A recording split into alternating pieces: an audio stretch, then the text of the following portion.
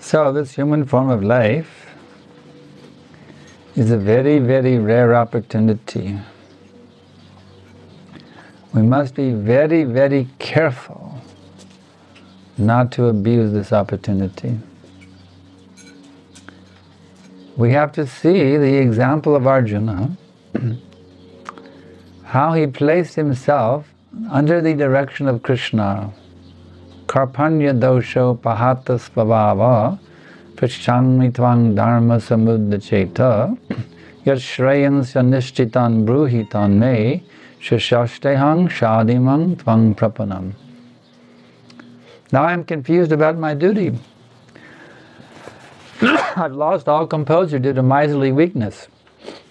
In this condition, I'm asking you to tell me clearly what is best for me. Now I'm your disciple, a soul surrendered unto you, please instruct me. This is the proper mood. Anything besides this mood, it is madness. It's a madman.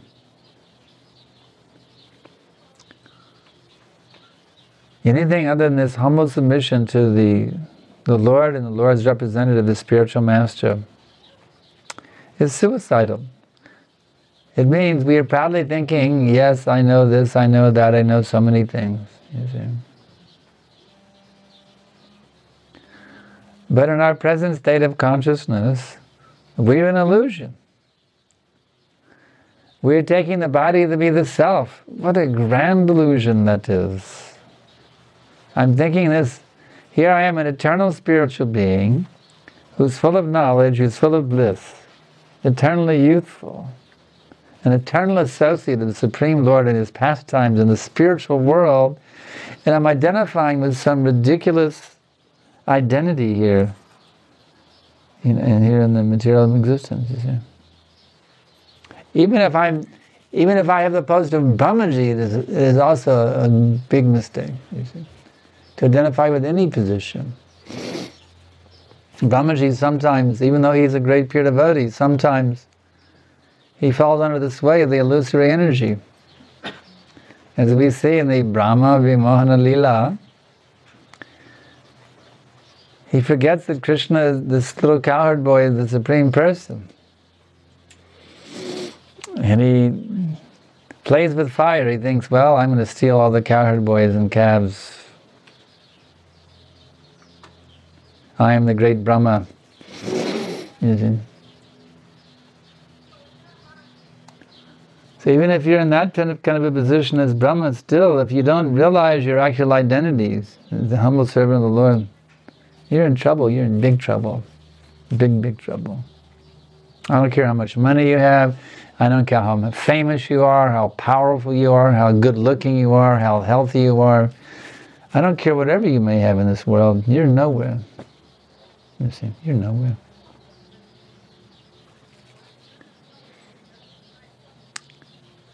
Punarmuzika Bhava.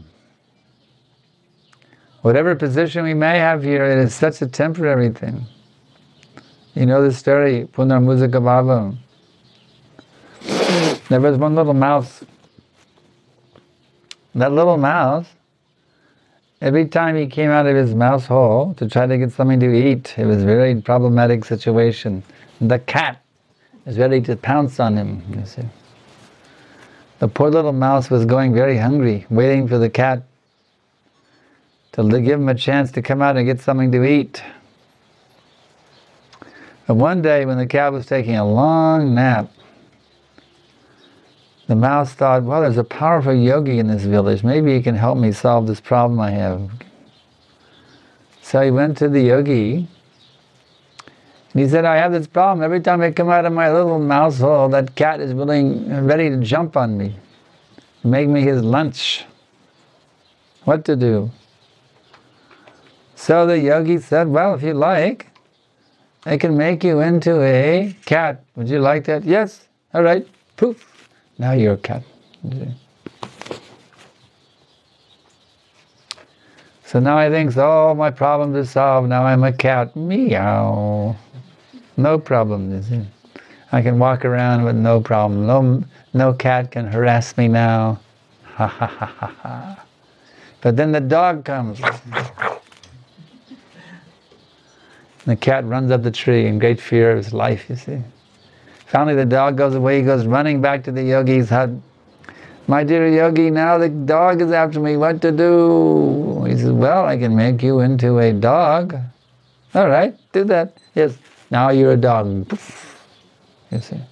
Now I've really got it made. You see, the cat won't bother me, the dog won't bother me, this is great. Now I can really enjoy life, walking around the village. I'm a dog, you see. I'm a dog. But then a Bengali tiger comes into the village, looking for something to eat. And he runs back to the yogi. Tiger, tiger. There's a tiger, what to do, yogi? He said, well, I can make you a tiger. Yes, yes, make me a tiger. Oh, poof, now you're a tiger, you see. So, the tiger, he has great facility for eating, you see. He doesn't have to bother going to the grocery store, buying the meat, standing in the checkout line, bringing it home, cooking it, so many things. He just jumps on his meal and eats. But there's one difficulty. Whenever he goes to take his meal goes running as fast as possible in the opposite direction, you see. And Prabhupada explains there's a little bird in the jungle, Feyu, Feyu, Feyu. Whenever the tiger comes on his lunch break, the little bird starts giving the warning, the tiger is on his lunch break. Everybody head for the hills. So, when that tiger tries to get his lunch, he finds nobody's here. What's going on? Everybody, the place is cleared out. It's like going into the grocery store and all the shelves are empty, you know. What's going on here?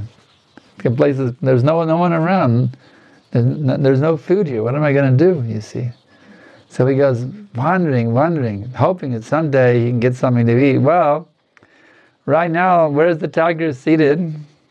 He's sitting in the hut with a nice plump-looking yogi. And the tiger is thinking, here's my first meal, you see. So the yogi is no dummy. He takes one look at that tiger, he says, oh, you want to eat me? The tiger says, yes.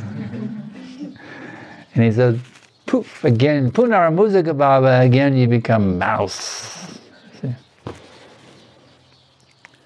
So they have become a very, very big tiger civilization, you see, with their technology, with their computers, with their 747s, their iPhones, and so many things, you see. Big modern technological society, air conditioning, automobiles, so much big Sony cameras, so much big technology, you see. They become very proud. Now they say, I am God, we don't need God anymore. Just like that Professor Hawkins, you know, Stephen Hawkins. He says that the universe came out of absolutely nothing, and they applaud him as the greatest scientist in the history of the world. Yes, you're the greatest scientist. You say the universe came out of absolutely nothing. You are our guru. You are Messiah. You are our savior, saving us from all these religionists. You see, they applaud him as the greatest brain in the history of the world, Stephen Hawking. It's a fact. So what will be the result? Punar Musika Baba. Again you become a mouse. Now they've made this big, huge civilization, but they are using it now to deny God. What will be the result? The whole thing will collapse in due course. The whole thing will collapse. The whole society will collapse. They'll run out of oil and there'll be complete chaos. You see, total chaos, anarchy. The poet Yeats, he predicted, things fall apart, the center cannot hold, mere anarchy is loosed upon the world. But this Krishna consciousness movement, it can save the day, you see. If we can enlighten these people in the science of Krishna, then the world society can remain together. And we make it Krishna conscious world society. The modern civilization does not have to collapse like the Roman Empire collapsed. The Spanish Empire collapsed. You see, it does not have to collapse. If they will simply take Krishna consciousness, then we can have a wonderful Vedic culture re-established on this planet, based on Prabhupada's books, the whole world civilization. What does the Bhagavatam say? Unless you can deliver your dependents from the cycle of birth and death, do not become a father, do not become a mother, do not become a leader, do not become guru. So what is this message now for the world leaders? Take up Krishna consciousness or step down from your position, sir. Bhagavatam is saying, take Krishna consciousness or step down. We don't need you in the Prime Minister position, the President position, the MP position. We don't need you in that position unless you want to become Krishna conscious. If you don't want to become Krishna conscious, get out. Let a Krishna conscious man or woman take your position, you see. That is our agenda. Because the world is being grossly mismanaged by these rogues and rascals. It's time now to bring Krishna consciousness into the forefront of the planetary consciousness. The time has come. Because without it, there's no hope for the civilization. It's not a matter of lording it over, it's a matter of compassion. We have to help these people to prevent them from going down to the animal kingdom in their next birth. It's simply a matter of compassion. Somehow we must save them by giving them Krishna consciousness. So, kindly understand who you really are, that you're not your material body. Kindly understand that you're an eternal spiritual being, qualitatively one with the Supreme Personality of Godhead, meant to serve Him eternally in unlimited varieties of sweet, loving rasas or mellows. That is your actual position. Don't look to this material nature for your happiness. You will not find it here. You will not find it here. Do not look to this material nature for your happiness. You will not find it here. I don't care how successful you are, you will not find it here. If you want actual happiness, you must revive your lost loving relationship with God, with Krishna. You must. It's the only way you can do it. So we're prepared to help you. We're prepared to give you all help, all guidance, all inspiration, all instructions, everything. We're prepared to give you, to sacrifice our lives to give you everything you need to know how to become perfect in Krishna consciousness. So kindly take advantage of our Krishna consciousness movement and make your lives successful. That is our humble request.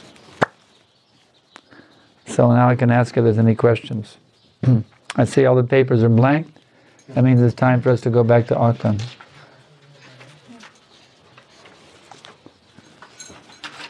Oh, here's one. Okay.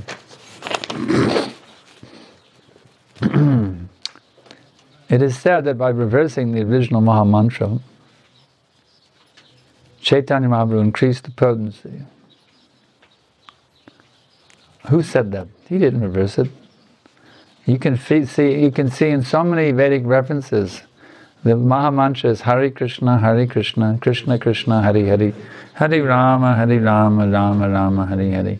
The Kali Sankarana Upanishad that says it begins with Hare Rama is not the authoritative version of the Kali Sankarana Upanishad. The authoritative version of the Kali Sankarana Upanishad says Hare Krishna, Krishna Krishna, Hare Hare, Hare Rama, Rama Rama, Hare. Lord Chaitanya did not reverse. He simply took what was already there from the previous acharyas, what was already there in the Vedic scriptures. He didn't reverse the Maha Mantra. That's misinformation. He did not reverse it. He gave it to us as it is, in the original order that is given in the Vedas.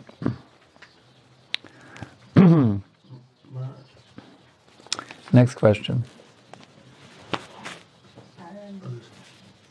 Any written questions preferred, because I don't hear well. If you want to ask a question, write it down. It makes it so much easier. Otherwise we spend 10 minutes trying to figure out what you're saying. Write your questions down, please. What if you work in the role of leading people? We cannot deliver them because other leaders still have more influence. Well, work your way up the ladder.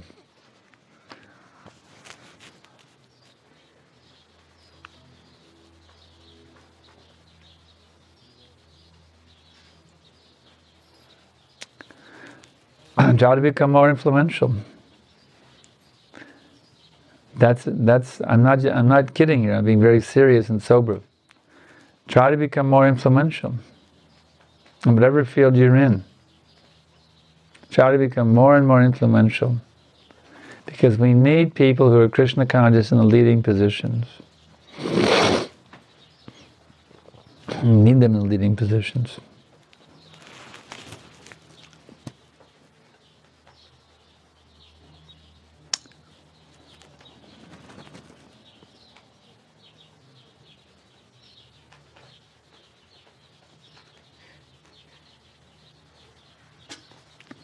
Only 2 questions. That means we can go back to Auckland on time and then.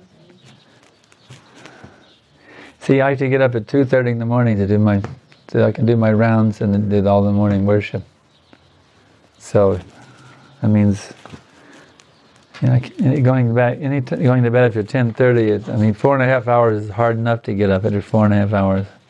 Going to bed at 11 means getting up after 3.5 hours.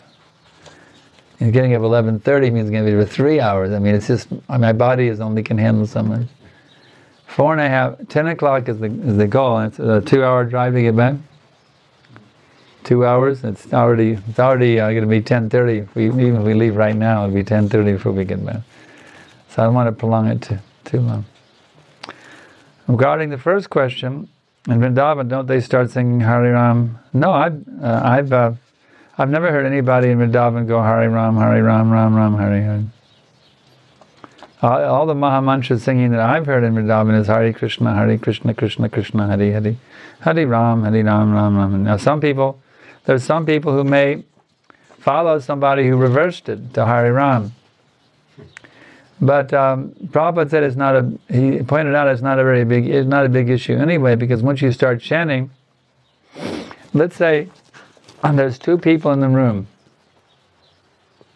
Let's say I'm chanting Hare Ram, Ram Ram, Hare Hare, Hare Krishna, Krishna Krishna, Hare Hare, and you're chanting Hare Krishna, Krishna Krishna, Hare Hare, Hare Ram, Ram Ram, Hare, and we're going on and on chanting our japa like that. And somebody walks into the room and they hear both of us in the middle of our japa. Will there be any difference? No, wouldn't be any difference. Because once you get rolling, it's the same thing. You're just alternating Krishna and Ram. So Prabhupada didn't think it was that big of an issue when this question was asked of him one time.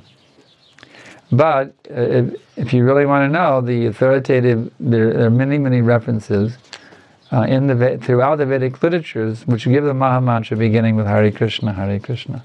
Many, many references, not just the Kali Srivachan Upanishad, but many other places too.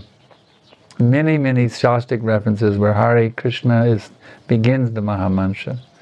It's not only given in one place, it's given in many places in the Vedic literature, beginning with Hare Krishna. Okay, next question.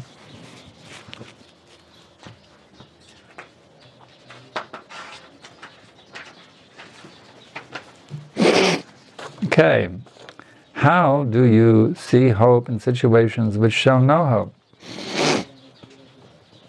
Well, if the situation shows no hope, you're not looking deep enough. If you're seeing no hope, you're just seeing the surface. You're not seeing in depth. Yamang pashyati sarvatra sarvang chamayi pashyati tashyahang na pranashami satchame na pranashyati. Krishna says, for one who sees me everywhere and sees everything in me, I am never lost, nor is he ever lost to me. So for one who's actually Krishna conscious, he can see Krishna everywhere. He sees everything in Krishna and Krishna in everything. So if you're seeing Krishna, you're obviously have hope. If you're seeing the loving hand of Krishna, the all-merciful, all-beneficent, all-munificent hand of Krishna in every single situation, then there's no question of lacking hope. You'll have unlimited hope. It's like I have unlimited hope about this movement. Some people think I'm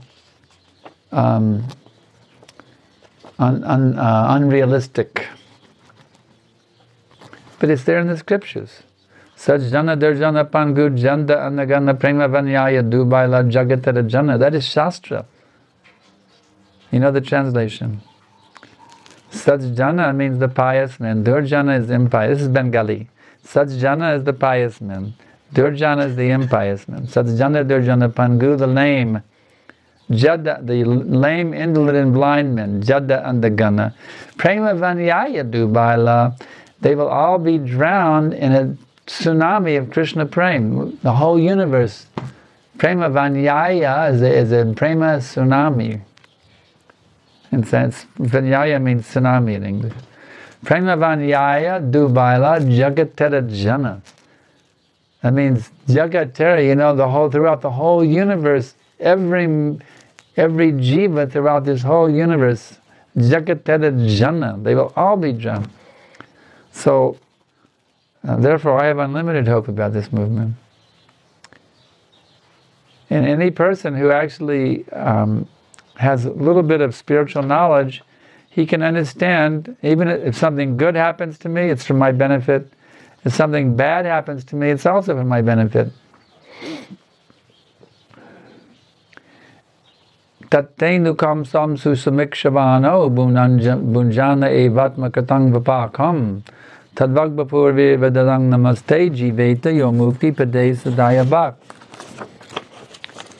My dear Lord, those persons who are always waiting for your causeless mercy to be bestowed upon them, who, while suffering the reactions for their past misdeeds, continually offer you respectful obeisances from within the innermost cores of their hearts, are certainly eligible candidates for liberation. Indeed, they've already got their ticket to Goloka right there in their hand. So, devotee, if something bad happens, this is Krishna burning off my past karma. That's all. He's freeing me from my past sinful reactions. So I become qualified now to go back to Godhead, you see. So for devotee, everything is auspicious. The good is auspicious, the bad is auspicious, the beautiful is auspicious, and the ugly is auspicious. Everything is auspicious. What does Nectar Devotion say? Pure devotional service is the beginning of all auspiciousness. One who takes that mood of pure bhakti, he sees auspiciousness in everything that happens to him is auspicious. So there's no question of showing no hope. It just means you're looking on the surface. You're simply seeing the screen of the material energy. You got to pull back the screen and see the spiritual reality behind the material energy. And then you'll never lose hope in any circumstance. You'll always feel how Krishna is protecting you. Samashvritaye palapallava plavam padat bhajang punya jasho marare bhavam buddhir vatsa pralang param padam padanvatam yad bhavatam natesham. For one who takes shelter of the wonderful, wonderful boat of the lotus feet of Lord Sri Krishna, who is the shelter of the cosmic manifestation and the annihilator of that rascal demon named Muda. This vast, insurmountable, hopeless ocean of material existence becomes reduced down to the amount of water contained in the hoofprint of a calf. Vatsapadam. Do you have any hope of crossing over the amount of water contained within a hoofprint of a calf? Anybody feel devastated? Oh my goodness, I have to cross over the amount of water in the hoofprint of a calf. Would you be devastated? How am I ever going to make it across this hoofprint? No. That ocean, yeah, it's hopeless. That's right. But if you take shelter of the boat of Krishna's lotus feet, you have, as we say in America, a piece of cake. Simply a piece of cake. Stepping over that hoofprint, you see. And what does Bhagavatam say? Their destination is Param Padam, the Vaikuntha realm. Not that place, Padam Padam Yad Babatam Natesham. Not that place where there is danger at every step. At every click of the GPS, there's danger. Wherever you may turn, there's danger in this material existence. That's right. There's no hope here. It's hopeless. This material world is a hopeless nightmare. It's going to end in defeat, guaranteed. I don't care if you're a millionaire, a billionaire, a prime minister, whatever, a rock star. I don't care if you're Bob Dylan or Paul McCartney. It's a hopeless position here in this material world. It's hopeless. Hopeless. The only hope is those two lotus feet, Krishna. If you take shelter of them, there's only hope. So now the last question. Sometimes devotees promote a vegan diet as a way of showing public our compassion towards the animals. What's your opinion? Well, Prabhupada made it very clear in many places in his books that we require cow's milk to develop the brain substance for understanding higher wisdoms, the higher Vedic wisdoms. So that means if I give up drinking the cow's milk, my brain will not develop properly. So if they want to be vegan, they're just, and they say, I refuse to drink cow's milk, well, that means that their brain tissues are just not going to develop fully to understand the Vedic wisdom, according to Prabhupada's teachings. You've read that in the books? Yes. Yeah, you require cow's milk. You can say, well, I don't want to eat any cows, milk from the Karmi butcher. Then start your own dairy program. Start your own cow protection program.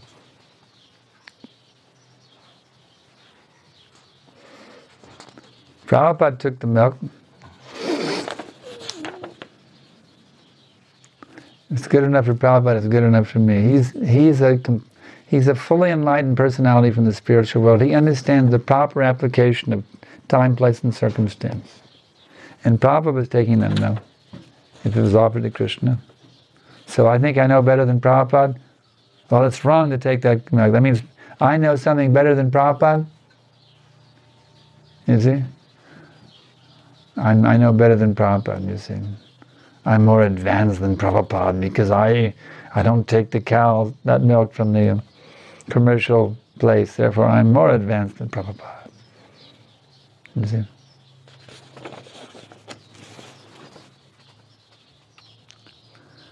I don't have a very good opinion of myself. Because probably we in ISKCON, the ISKCON that I grew up in, the standard program was hot milk every night. Hot milk and Krishna book. That was the standard that was established in the ashram when Prabhupada was on this planet.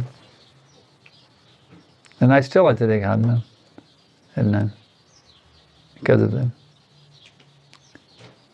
Prabhupada taught it. That was the setup. Hot milk at night. Every night, hot milk. Not dinner, hot milk. We would take our big meal in the daytime. At night we would have, of course, if one's working a job and you can't really eat a big meal during the day, it's okay, you have dinner at night, that's okay. I'm not trying to change anybody's eating habits, but I'm just trying to emphasize this hot milk is important, that's all. You eat as much. Prabhupada said, if my disciple wants more prasadam, it's my duty to provide it because I'm the spiritual master. I'm not trying to restrict anybody's eating. But I'm saying, why do you want to introduce some idea which Prabhupada did not give us, that we shouldn't take any milk? We should stop taking milk products. Prabhupada never said that. If it was that important, Prabhupada would have engaged us in doing it. So I don't appreciate it very much. This promoting veganism. I don't appreciate it very much. We could advertise a vegan feast for the sake of attracting the vegans. That's all right. To take prasadam, that's I have no harm. That's fine. Vegan feast. All the vegans will come and feel really good. Chant Hare Krishna and have a vegan feast. I have no objection to that. But for our own personal consumption, I'm not into it at all. I'm not into it at all. I'm a milkman. Following Prabhupada's Buddhist feet. Okay. It's been a wonderful but all too brief visit. Like I said, I do have to get, and I'm not joking about 2:30 in the morning. I had to get up at 2:30 and it's now 8:20, so we're going to wrap it up and head out. If there's any prasad, did you tell them already to pack it up? No. All right. Too late then. So we're going to head out, and we thank you all very much for your wonderful participation in this Krishna consciousness movement. Please dive deeper and deeper into this Krishna Bhakti Rasa. Dive deeper and deeper into this nectarian ocean. And when you get deep enough, you'll meet Krishna face to face. Take it very seriously. Keep chanting, following these principles. Associate with devotees. And you're going to have the most wonderful, adventurous ride you've ever had in your millions and millions of years of sojourn in the cycle of birth and death. Hare Krishna. Thank you very much. Sankarshan Das Adhikari Maharaj ki Jai.